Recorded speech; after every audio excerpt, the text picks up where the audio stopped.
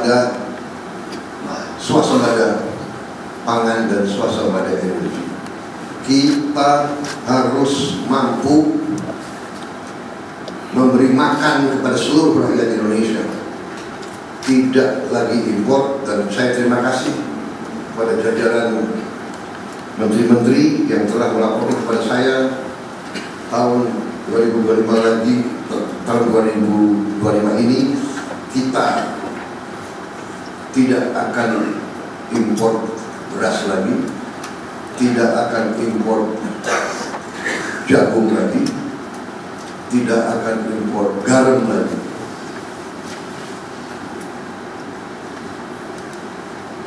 Artinya target yang saya berikan kepada kabinet bahwa Indonesia kita harus swasembada pangan dalam waktu 4 tahun. Alhamdulillah target itu bisa kita capai akhir 2025, paling lambat awal 2026. Jadi mungkin 3 tahun lebih cepat dari sasaran yang kita tetapkan.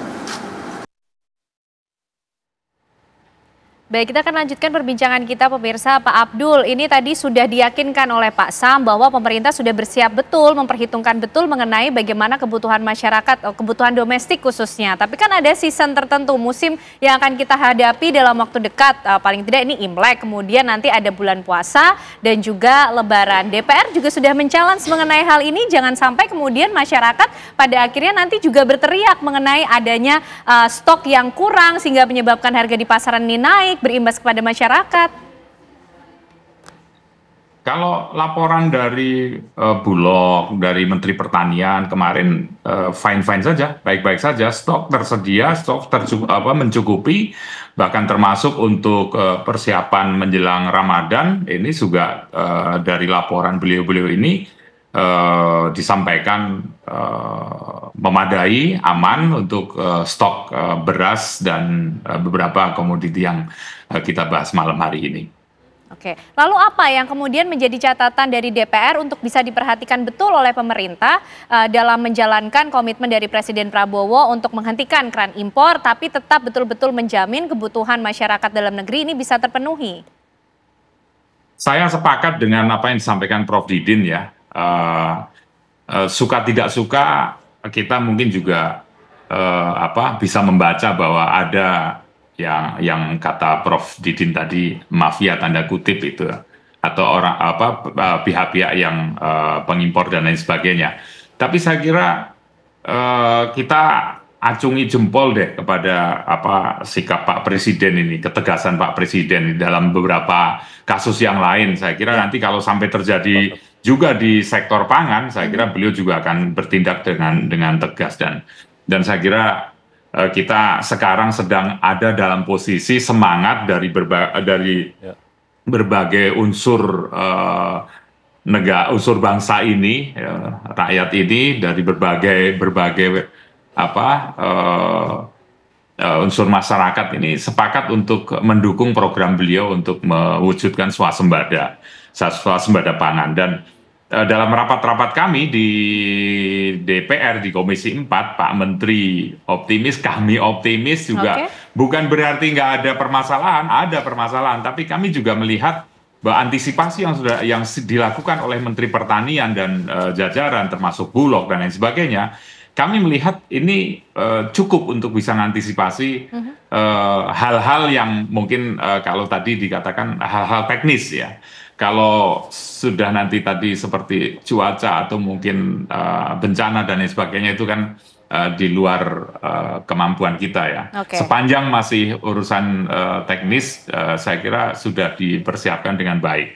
Nah, mungkin sebagai catatan saya tambahkan bahwa problem pertanian selama ini salah satunya adalah ada sekian banyak lahan sawah yang hanya bisa panen sekali karena betul-betul sawah mengandalkan tada hujan.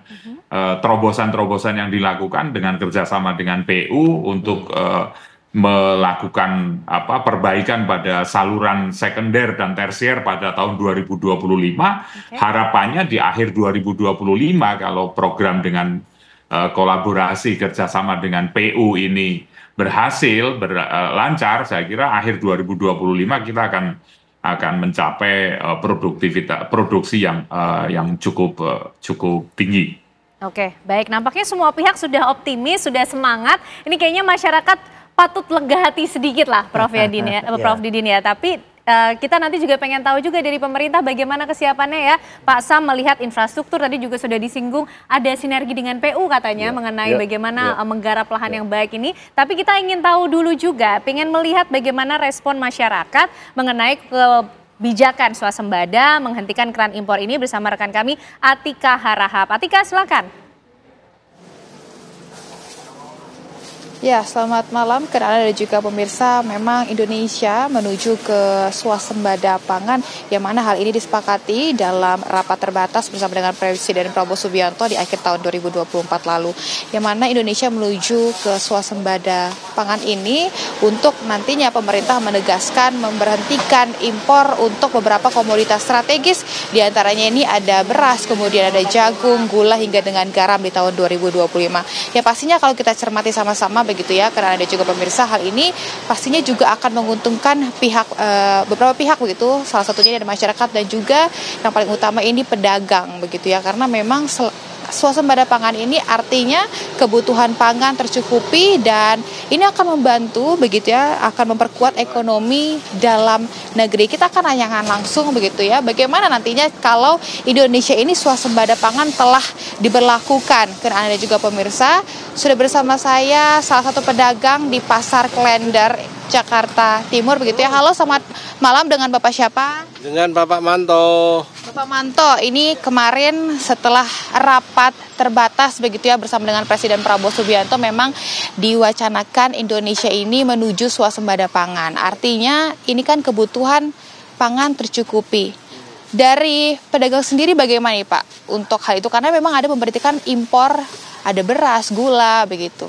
Ya, kalau beras, kalau bisa stabil, jangan ditaik-taikan terus. Ini kan musimnya mau rame, mau puasa, biasanya suka naik gitu. Kalau bisa jangan ditaikin, masyarakat biar nggak resah gitu. Terus sama gula, nih gula bentar lagi juga mau puasa, semua pada naik. Kalau bisa dikendalikan harga gitu. Kacang, bahan-bahan pokok itu termasuk beras, gula, kacang, itu kalau bisa jangan dibikin harga mahal, harga stabil aja gitu.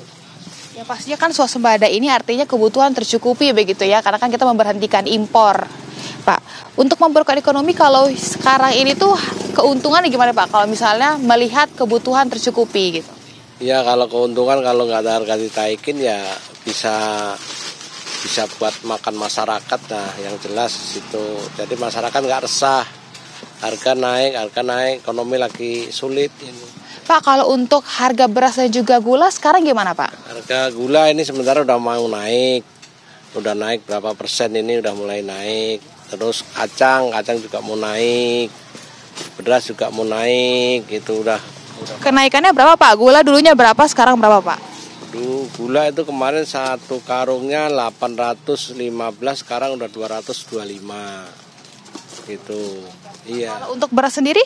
Untuk beras sendiri itu kayaknya juga udah kenaikannya udah di atas 5% sih. Berapa Pak? Ya sekitar 12.000 ke atas yang kelas merendah. Kacang ini udah 23. Kalau gula ini per kilonya udah 18.000 lebih. Kalau penurunan pembeli gimana Pak? Karena kan tadi kan ada beberapa kayak gula ini kan naik ya. Penurunan pembeli gimana? Kalau ya itu resahnya kayak itu. Kalau harga-harga naik itu pada teriak yang jelas gitu. Masyarakat kan lagi ekonominya lagi sulit gitu. Kalau yang sekarang apa saja begitu Pak dari bahan-bahan sembako yang sudah naik begitu? Ya ini kayak mau telur juga mau naik, semua produk telur itu mau naik, kadang-kadang ya lagi sepi, harga turun, kalau mau rame harga naik gitu. Harapannya begini Pak, untuk memberhentikan impor begitu karena kan sudah disepakati. Harapannya bagaimana, karena akan ada pemberhentian impor, kemudian ada swasembada pangan.